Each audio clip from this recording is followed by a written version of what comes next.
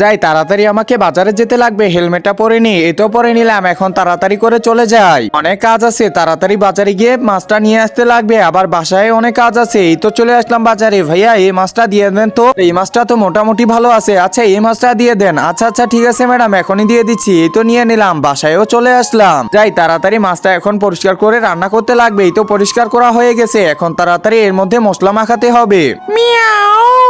এই মশলা মাখানো তো প্রায় শেষ, এখন তাড়াতাড়ি তেলের মধ্যে রেখে দিতে হবে ভাজার জন্য। এই তো তেলের মধ্যে রেখে দিলাম, এখন কলা পাতার মধ্যে রাখবো। তার আগে একটু ভালো করে মাছটা উল্টা উল্টি করে নিই। এই তো হয়ে গেছে, এখন কলা পাতার মধ্যে রেখে দেই। তাড়াতাড়ি আরেকটু সিদ্ধ করার জন্য রেখে দিতে লাগবে। এই তো সিদ্ধ হয়ে গেছে, এখন খাওয়া দাওয়া শুরু করে দিতে লাগবে। আরে বাহ, এটা তো অনেক স্বাদ হয়েছে দেখতেছি।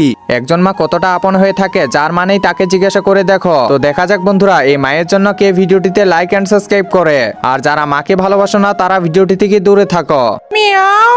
আরে বিড়ালটা মনে হয় খাওয়ার জন্য এমন করতেছে। একটা কাজ করি, বিড়ালটাকেও কিছু একটা দিয়ে দিই। এই যে নাও, তুমি এগুলো খেয়ে নাও।